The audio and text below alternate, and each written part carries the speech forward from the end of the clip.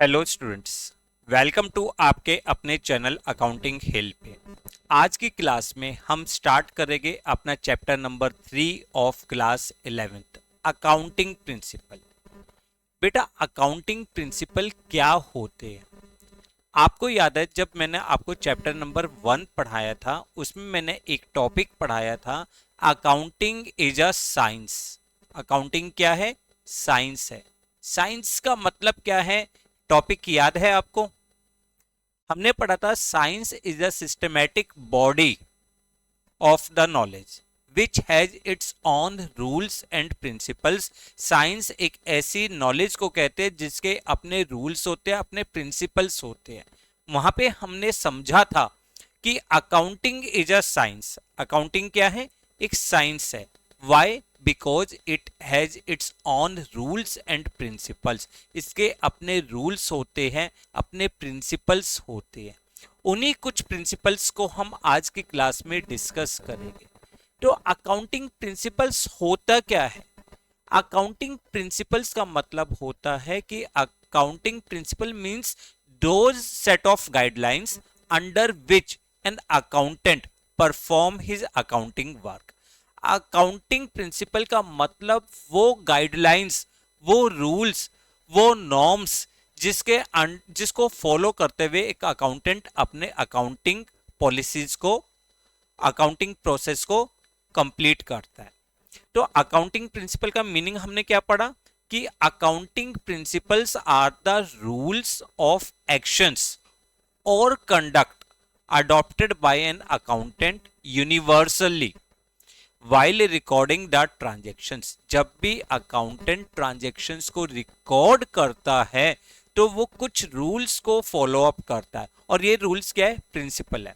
हमेशा ध्यान रखना, accounting principle are man made principle. ये मैन मेड प्रिंसिपल्स होते हैं। They are flexible in nature.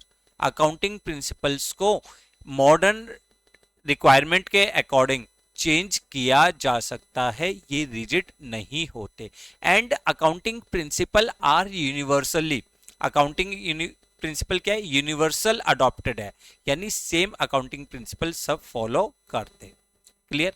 अब हमने प्रिंसिपल्स को दो पार्ट में डिवाइड किया है। पहला है अकाउंटिंग अजम्पशंस और दूसरा है अकाउंटिंग प्रिंसिपल। आज की क्लास में हम करेंगे अकाउंटिंग अजम्पशन। तैयार हो आप मेरे साथ? तो अपनी रजिस्टर्स निकालिए, क्लास को बिल्कुल लास्ट तक देखिएगा बिना स्किप करे।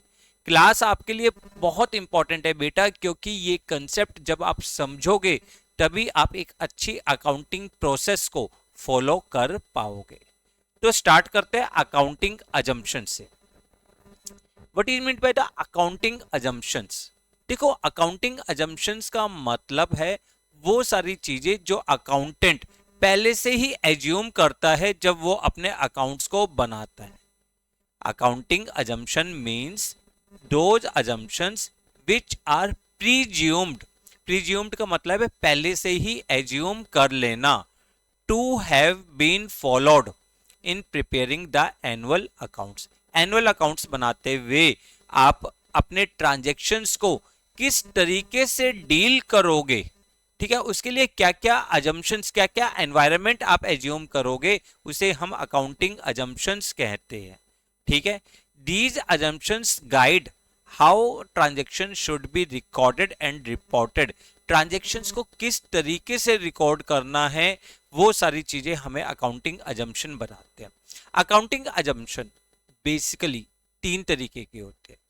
ध्यान देते रहना, थ्योरी टॉपिक है, थोड़ा सा बोरिंग लगता है बच्चों को, बट इंपॉर्टेंट है। ध्यान से समझना ये टॉपिक। तीन तरह के अजम्पशंस है। पहला अजम्पशन है गोइंग कंसर्न अजम्पशन, दूसरा है कंसिस्टेंसी अजम्पशन और तीसरा है एक्रुअल अजम्पशन। देखो ध्यान से, there are three fundamental assumptions. Accounting assumptions जो पहले से ही एज्यूम कर लेते हैं वो तीन अजम्पशन है। कौन कौन सा? दोबारा रिपीट कर रहा हूं, going concern assumption, consistency assumption और एक्रुअल अजम्पशंस। ठीक है, एक एक करके पढ़ते हैं इनको, कि ये क्या होते हैं, इनका क्या पर्पस होता है। ठीक, देखो कॉपी में नोट डाउन करते हुए चलिए, क्योंकि कॉपी में नोट डाउन करोगे तो आपके लिए बहुत फायदा होगा, आपके सारे नोट्स एक ही जगह इकट्ठे हो जाएंगे। क्लियर है ना? तो प्लीज अपने कॉपी में हर चीज डिटेल में लिखिए, उनको बार बार पढ़िए, क्योंकि जब आप बार बार पढ़ते हो तो आपकी कंफ्यूजन्स धीरे धीरे खत्म होना स्टार्ट हो जाती है। फिर भी अगर किसी बच्चे को कोई कंफ्यूजन है तो वो मुझे नीचे कमेंट बॉक्स में कमेंट कर सकता है। यार वीडियो बनाने में बड़ी मेहनत लगती है, आपको पढ़ाता हूँ बड़े मन से, बहुत सारे नोट्स लाता हूँ, तो वीडियो को लाइक और शेयर जरूर करा करो। ठीक है ना? चलिए कम टू द पॉइंट, अपने पॉइंट पे आते हैं। पहला टॉपिक है गोइंग कंसर्न अजम्पशन। क्या होता है गोइंग कंसर्न अजम्पशन? देखो गोइंग कंसर्न अजम्पशन का मतलब होता है कि बिजनेस हैव इनफाइनाइट लाइफ। जब भी कोई पर्सन बिजनेस को स्टार्ट करता है तो क्या उसकी इंटेंशन होती है कि वो 2 साल बिजनेस करेगा, 3 साल बिजनेस करेगा? सबकी इंटेंशन क्या होती है कि मैंने आज बिजनेस स्टार्ट किया और इसको लॉन्ग टर्म्स तक मैं बिजनेस को कंटिन्यू करूंगा। We do not have any intention to close the business. हमें बिजनेस को बंद करने की कोई भी इंटेंशन, कोई भी इच्छा नहीं होती। यही छोटी सी 2 लाइनें हैं जो गोइंग कंसर्न कंसेप्ट को बताती है। मैंने क्या बताया आपको, ध्यान से सुनिए। As per this concept it is assumed that business will continue to exist for a long time in future। Business जो है लॉन्ग टर्म्स तक आपके बिजनेस में कंटिन्यू, आपके फर्म जो है लॉन्ग टर्म्स तक कंटिन्यू रहेगी। There is no intention to close the business. We do not have any intention. हमें बिजनेस बंद करने की कोई भी इच्छा नहीं होती। कभी भी कोई पर्सन बिजनेस को स्टार्ट करता है तो कभी भी वो ये नहीं सोचता कि मुझे बिजनेस कुछ टाइम के लिए चलाना है। ठीक है, उसकी क्या इच्छा होती है, आज वो बिजनेस को स्टार्ट कर रहा है, कल उसका बेटा चलाएगा, उसके बाद उसकी अगली पीढ़ी चलाएगी। उसकी कोई भी इच्छा नहीं होती बिजनेस को बंद करने की। अब क्वेश्चन आता है कि सर इसका फायदा क्या है? हम क्यों एज्यूम करते हैं कि बिजनेस हैव इनफाइनाइट लाइफ? बेटा आपने पढ़ा था कैपिटल एक्सपेंडिचर और रिवेन्यू एक्सपेंडिचर। कैपिटल एक्सपेंडिचर क्या पढ़ा था कि वो सारे खर्चे जो फिक्स एसेट्स को खरीदने के लिए करते हैं और उसका बेनिफिट हमें लॉन्ग पीरियड तक मिलता है। जबकि रिवेन्यू एक्सपेंडिचर क्या पढ़ा था, वो सारे खर्चे जो डे टू डे एक्टिविटीज में होते हैं और उसका बेनिफिट हमें शॉर्ट पीरियड तक मिलता है। तो going concern assumption makes the clear distinction between the capital expenditure and revenue expenditure। ये खर्चों को, इसी अजम्पशन के कारण जब हम बिजनेस की इनफाइनाइट लाइफ मानते हैं तभी हम खर्चे को क्लासिफाई कर पाते हैं कि किस खर्चे को हम कैपिटल एक्सपेंडिचर मानेंगे और किस खर्चे को हम रिवेन्यू एक्सपेंडिचर मानेंगे।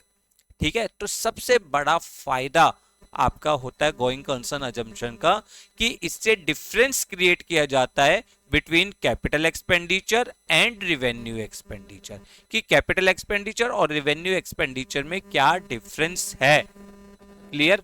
इस कारण से अब देखो जो भी कैपिटल एक्सपेंडिचर होता है तो उसको हम, उसमें जो हम फिक्स एसेट्स को खरीदते हैं, fix assets are recorded in the books at the cost price. जो फिक्स एसेट्स है उसको कॉस्ट प्राइस पे रिकॉर्ड किया जाता है, ओरिजिनल प्राइस पे रिकॉर्ड किया जाता है, और by the systematic way of depreciation, depreciation की फॉर्म में उस कॉस्ट को इक्वली स्प्रेड कर दिया जाता है थ्रू इट्स एस्टिमेटेड लाइफ। जो उसकी एस्टिमेटेड यूजफुल लाइफ है उसमें इक्वली डिस्ट्रीब्यूट कर दिया जाता है। तो गोइंग कंसर्न अजम्पशन को ध्यान से समझिए।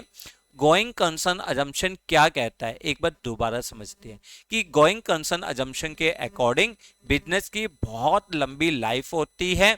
हमारी कोई भी इच्छा नहीं होती कि हम बिजनेस को बंद करें, और इस अजम्पशन के कारण हम अपने एक्सपेंडिचर को 2 पार्ट्स में डिवाइड करते हैं, कैपिटल एक्सपेंडिचर और रिवेन्यू एक्सपेंडिचर।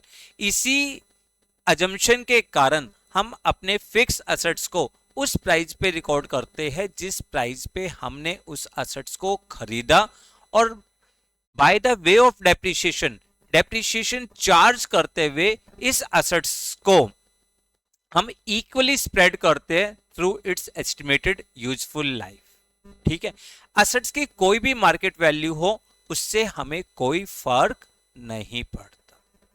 आई होप आपको क्लियर होगा गोइंग कंसर्न अजम्पशन कि बिजनेस की इनफाइनाइट लाइफ होने के कारण खर्चों को दो पार्ट्स में डिवाइड किया। जो खर्चा लॉन्ग टर्म्स के लिए मिल रहा है उसको कैपिटल एक्सपेंडिचर, जो खर्चा शॉर्ट टर्म पीरियड के लिए मिल रहा है उसको रिवेन्यू एक्सपेंडिचर, और एसेट्स को हमने रिकॉर्ड किया उस प्राइस पे जिस प्राइस पे हमने उसको खरीदा। ठीक है, जिस प्राइस पे हमने उसको खरीदा। क्लियर?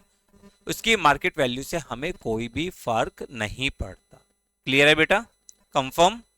चलिए आगे पढ़ते हैं। नेक्स्ट पॉइंट आता है कंसिस्टेंसी। कंसिस्टेंसी, देखो नाम बता रहा है consistency assumption. Consistent, consistent means एक जैसा रहना। कंसिस्टेंट का क्या मतलब है? एक जैसा रहना। इसका मतलब क्या हुआ? इसका मतलब हुआ कि as per consistent assumption accounting practices once opted should be followed year to year. इस अजम्पशन के अकॉर्डिंग एक बार जो भी हम अकाउंटिंग प्रैक्टिसेस फॉलो करते हैं उसको ईयर बाय ईयर से कंटिन्यू करते हैं, हम उसको बार बार चेंज नहीं करते। सर कुछ समझ में नहीं आया, क्या बोला? देखो यहाँ पे आप किसी भी कंसेप्ट को समझ रहे हो तो यहाँ पे हम थोड़ा सा फ्रेम समझने की कोशिश कर रहे हैं, क्योंकि बाकी तो हम जैसे जैसे इसको प्रैक्टिकल फॉलो करेंगे तो ये कंसेप्ट आपको धीरे धीरे खुद ही समझ में आना स्टार्ट हो जाएगा। फिलहाल हम इसका मीनिंग हल्का सा समझने की कोशिश करते हैं। कंसिस्टेंसी अजम्पशन का मतलब होता है एक बार अकाउंटेंट जिस अकाउंटिंग प्रोसेस को फॉलो करता है ईयर बाय ईयर उसी प्रोसेस को कंटिन्यू करता है, वो अपनी अकाउंटिंग प्रैक्टिसेस में कोई भी चेंज नहीं करता। फॉर एग्जांपल, आपके डेप्रिसिएशन चार्ज करने के दो मेथड होते हैं। डेप्रिसिएशन हमने पढ़ा था ना, क्या है? Reduction in value of fix assets. इसको चार्ज करने के हमारे पास दो मेथड होते हैं। एक होता है स्ट्रेट लाइन मेथड और दूसरा होता है return down value method. Return down value method, दोनों मेथड से डेप्रिसिएशन का अमाउंट अलग अलग निकलता है। अब कंसिस्टेंसी अजम्पशन कहते हैं कि एक बार फर्म ने जो मेथड चूज कर लिया उसको हर साल कंटिन्यू करना, उसमें चेंज नहीं करना। अब इसका फायदा क्या है? इसका इस कंसिस्टेंसी अजम्पशन हम एक बार जो प्रैक्टिस है उसको कंटिन्यू इसलिए करते हैं ताकि performance of one year can be compared with the performance of the previous year. देखो एक साल की परफॉर्मेंस को दूसरे साल की परफॉर्मेंस से कंपैरिजन तभी किया जाएगा जब आप सेम अकाउंटिंग प्रैक्टिसेस फॉलो कर रहे होगे। अगर अलग अलग प्रैक्टिसेस फॉलो करोगे तो अलग अलग प्रॉफिट आएगा, अलग अलग रिजल्ट आएगा, तो उसको हम कंपेयर नहीं कर सकते। तो मैं क्या समझाना चाह रहा हूं आपको अकाउंटिंग ये कंसिस्टेंसी अजम्पशन में कि accounting principle and method should remain consistent from one year to another. एक बार जो मेथड आपने फॉलो करा उसको कंटिन्यू करने का। There should not be change from year to year, उसको हर साल चेंज नहीं करते। In order to enable the management to compare the profit and loss and balance sheet of the different period, ताकि मैनेजमेंट प्रॉफिट और loss को compare कर सके, बैलेंस शीट को कंपेयर कर सके किसी दूसरे पीरियड से कि बिजनेस ने कितनी प्रोग्रेस करी है और बिजनेस मतलब कितना प्रॉफिट कमा रहा है, वो सही है, सही डायरेक्शन में जा रहा है या नहीं जा रहा।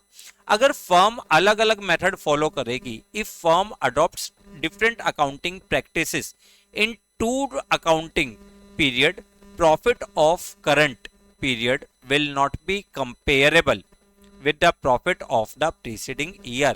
अलग अलग मेथड लोगे तो प्रॉफिट का रिजल्ट भी अलग अलग आएगा, उससे हम उसको कंपैरिजन नहीं कर सकते। क्वेश्चन आता है कि सर क्या हम कभी भी कोई मेथड फॉलो नहीं, चेंज नहीं कर सकते? देखो बेटा, नॉर्मली हम चेंज नहीं करते, बट अगर फर्म को रिक्वायरमेंट लगती है कि we have to change the method, हमें स्ट्रेट लाइन से रिटर्न डाउन पे जाना है या वाइस वर्सा, रिटर्न डाउन से हमें स्ट्रेट लाइन पे जाना है, तो we can change the accounting practices, but जो भी इसका इंपैक्ट होगा प्रॉफिट या लॉस पे, उसको हम डिस्क्लोज करेंगे। उसको हम क्या करेंगे?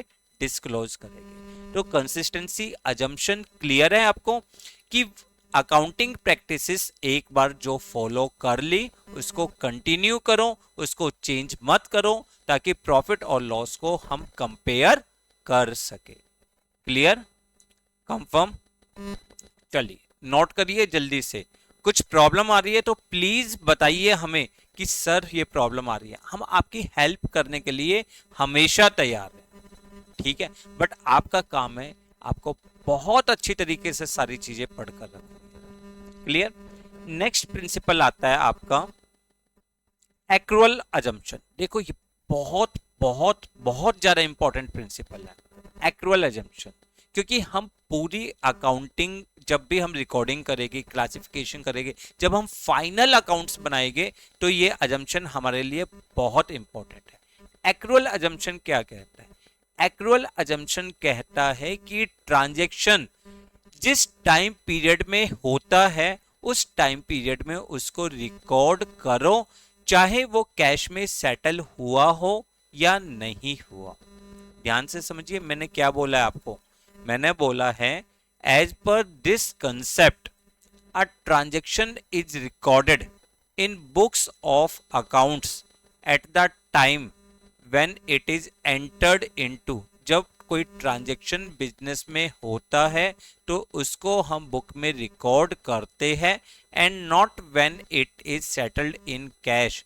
चाहे वो कैश में सेटल हुआ हो या नहीं हुआ, उससे हमें कोई फर्क नहीं पड़ता।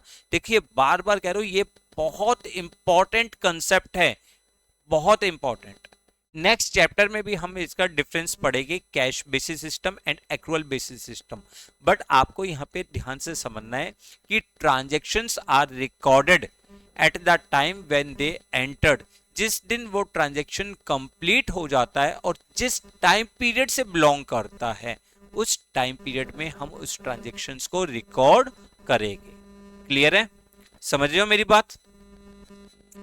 ये कंसेप्ट कहता है revenue is recorded when sales are made and it is immaterial whether cash is received or not. देखो इसको मैं समझाता हूं।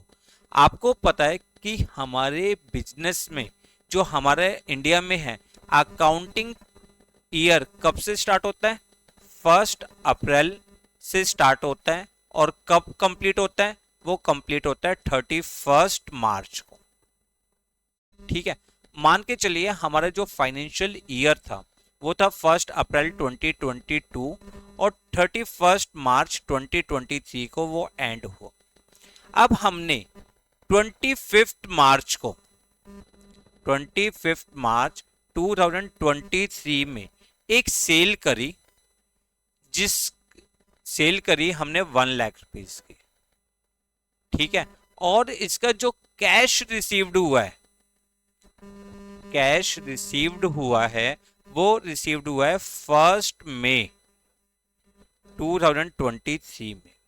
अब क्वेश्चन आता है कि सर ये जो सेल है, ये सेल किस टाइम पीरियड में बिलोंग करी जाएगी, किस टाइम पीरियड में इसको हम रिकॉर्ड करेंगे? क्या इसको इस टाइम पीरियड में रिकॉर्ड करेंगे या इसको नेक्स्ट फाइनेंशियल ईयर में रिकॉर्ड करेंगे जब हमने कैश रिसीव्ड किया है? तो एक्रुअल अजम्पशन कहती है कि जिस दिन आपने ट्रांजैक्शन कंप्लीट कर लिया, जिस दिन आपने राइट अचीव कर लिया कि अब आपकी इनकम हो गई, चाहे कैश मिला या नहीं मिला, उसको आप रिकॉर्ड करोगे। तो एक्रूअल बेसिस कंसेप्ट के अकॉर्डिंग जो इस एग्जांपल में सेल्स है, they are recorded for the period 1 April 2022 to 31 March 2023। बेशक कैश नेक्स्ट फाइनेंशियल ईयर में मिल रहा हो, पर रिवेन्यू को हम इसी टाइम पीरियड में रिकॉर्ड करेंगे। उसी तरीके से expenses are recorded in the accounting period in which they assist in earning revenue whether cash is paid or not। चाहे हमने कैश पे किया हो या नहीं पे किया हो, सेम एग्जांपल लेते हैं कि हमारा जो फाइनेंशियल ईयर है वो है 1 अप्रैल 2022 से लेकर 31 मार्च 2023 तक। जब हम इस दिन फाइनेंशियल ईयर अपने फाइनेंशियल स्टेटमेंट बनाने लगे, उस दिन हमें पता लगा अभी हमने फरवरी 23 की सैलरी और मार्च 23 की सैलरी जो टोटल है 1 लाख रुपीज वो पे नहीं करे, वो हमने पे नहीं करे। तो क्वेश्चन आता है ये पे करे हमने, मान के चलिए मई में या अप्रैल में, तो ये खर्चा हम किस टाइम पीरियड से बिलोंग करेंगे? ये खर्चा जो होगा हमारा इस फाइनेंशियल ईयर से बिलोंग करेगा, क्योंकि ये इस टाइम पीरियड में अकर हुआ था, इस टाइम पीरियड में इसने हमें रिवेन्यू अर्न करने में हमारी हेल्प करी थी। क्लियर? तो एक्रूअल बेसिस कंसेप्ट क्या कहता है कि transactions are recorded only when they entered into, when they occurred, जिस दिन वो होते हैं उस दिन हम उस ट्रांजैक्शंस को रिकॉर्ड करते हैं, चाहे कैश में सेटल हुए हो या नहीं हुए हो, उससे हमें कोई फर्क नहीं पड़ता। इसका मतलब रिवेन्यू आप उस टाइम पीरियड में रिकॉर्ड करोगे जिस टाइम पीरियड में आप उसको अचीव कर चुके हो, आप उसको अर्न कर चुके हो, चाहे कैश मिला या नहीं मिला। इसी तरीके से एक्सपेंसेस को भी उसी टाइम पीरियड से बिलोंग रिकॉर्ड करेंगे जिस टाइम पीरियड में वो बिलोंग करता है। क्लियर? तो आपने आज मुझसे 3 इंपॉर्टेंट अजम्पशन समझे। एक बार क्विक रिवीजन लेते हैं। तीनों में पॉइंट क्या था? गोइंग कंसर्न अजम्पशन, यानी बिजनेस की इनफाइनाइट लाइफ होती है, we do not have any intention to close the business. Due to this concept, we make the clear distinction between the capital expenditure and revenue expenditure. Clear? दूसरा, consistency assumption. The accounting practices once followed should be followed year to year so that profit of one year can be compared with the profit of the previous year. Third है accrual assumption. Accrual assumption में हमने क्या पढ़ा कि transactions are recorded only when they occurred whether they settled in cash or not. तो ये 3 accounting assumption आपके लिए बहुत बहुत इंपॉर्टेंट है। आज के लिए बस इतना ही रखते हैं, क्योंकि थ्योरी पोर्शन है, ज्यादा पढ़ाओगे तो बोर भी तो हो जाओगे ना। तो पहले आप इन तीनों की प्रैक्टिस करिए। नेक्स्ट क्लास में we will start accounting principle, वो भी बहुत इंटरेस्टिंग है। क्लियर? जब तक आप अच्छी तरीके से पढ़िए, जो भी प्रॉब्लम्स आती है आप हमें नीचे कमेंट बॉक्स में कमेंट करिए, ठीक है? और वीडियो को पसंद आने पे लाइक और शेयर करना ना भूलें। चैनल को सब्सक्राइब करें, बेल आइकन को प्रेस करें ताकि आने वाले सारे नोटिफिकेशन आपको मिलते रहे। Thanks a lot for watching the video.